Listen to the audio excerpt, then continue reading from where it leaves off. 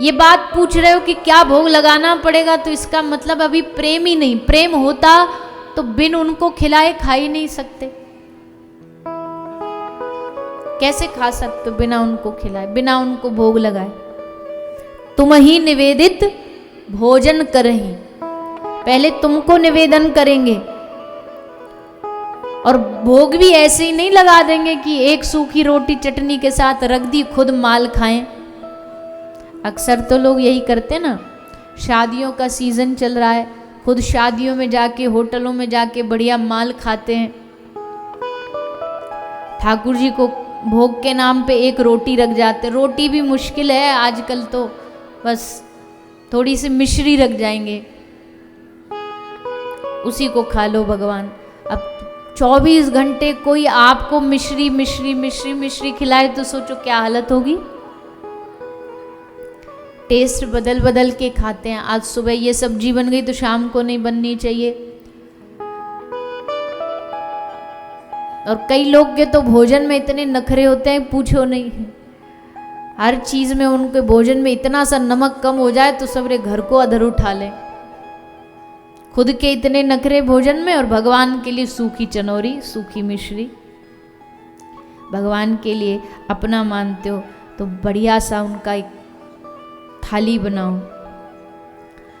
अब भोग में भी कई लोग तो ऐसे करते हैं, बाजार में मार्केट में भोग की थाली अलग आती है, इतनी इतनी सी कटोरी आती है।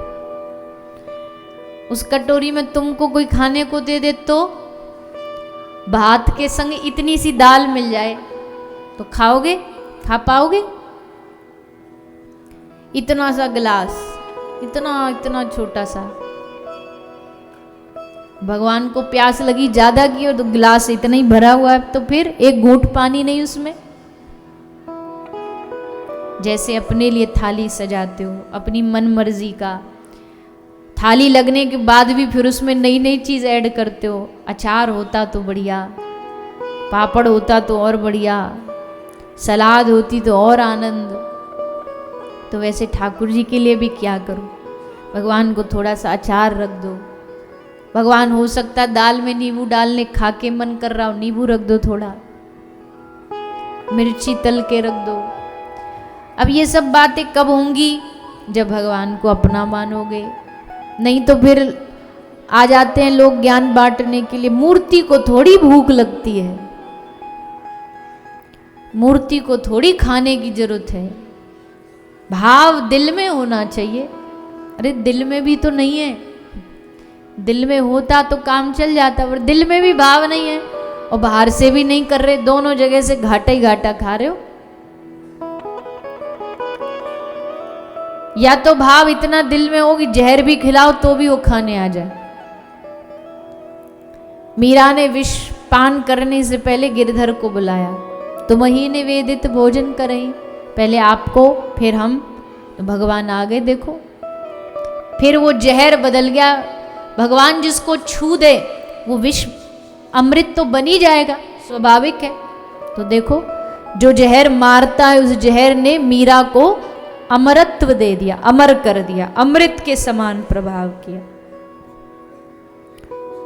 तो यहां जितने भी बैठे हो सब लोग अपने घर में ठाकुर जी को जरूर भोग लगाया करिए। जो भी आपके घर में मंदिर तो होगा ही, गोपाल जी होंगे नहीं होंगे वो तो आप जानो, मूर्ति नहीं होगी तो कोई फोटो तो होगा ही होगा जिसको आप मानते हो, देवी दुर्गा गणपति देवता भगवान जिसको भी मानते हो, चित्र तो होगा किसी का भी, उनको भोग लगाओगे फिर खाओ।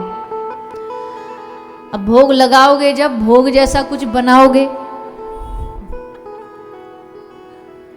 समझ रहे हो ना? समझ रहे हो? हंसी बता रही है आपकी।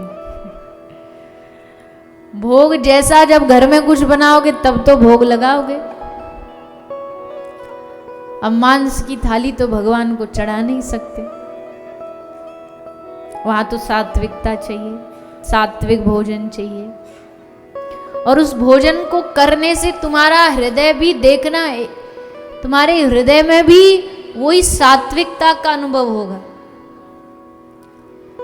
देखो सीधी सी बात है, जैसा खाओ अन्न वैसा होगा मन।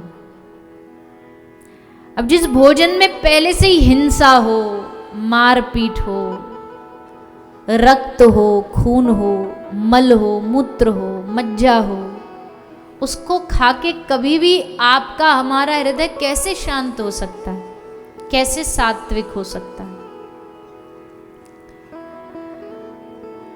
और फिर भी नहीं समझे तो भागवत जी का नरकों का वर्णन उठा के पढ़ लेना। जो जो पशु पक्षियों को मारता उनके साथ फिर क्या होता है। जैसे आज मजे से उनको जला भुना रहे हो ना आग पर, वैसी जलाए भुनाए हम जाएंगे। जैसे आज उनकी टांग तोड़ रहे हो, एक दिन वैसे वो हमारी टांग तोड़ेंगे। कर्म का पहिया है, छोड़ता नहीं है किसी को। आज तो दिखने में आदमी बड़ा सुखी लगेगा कि देखो खूब गलत खा पी रहा, पर कुछ तो हो नहीं रहा इसके साथ, पर आगे होगा वो हमें नहीं दिखाई देगा, पर जिसने किया वो भुगतेगा। तो मैं तो इतने में भी मुझे लगेगा कि 7 दिन की कथा का फल यही कि 2, 5, 10, 20, 50, वैसे तो सब इतनी बार कहा जाता है तो मुझे नहीं लगता कि फिर कोई भी ना मानने का प्रश्न है। पर फिर भी 2, 5, 10, 50 भी मान गए ना कि हम अपने आहार को शुद्ध करेंगे, अपने आहार को सात्विक करेंगे, तो ये 7 दिन की ये जो परिश्रम, ये जो मेहनत, ये जो व्यवस्था, ये सब सफल हो जाएगी।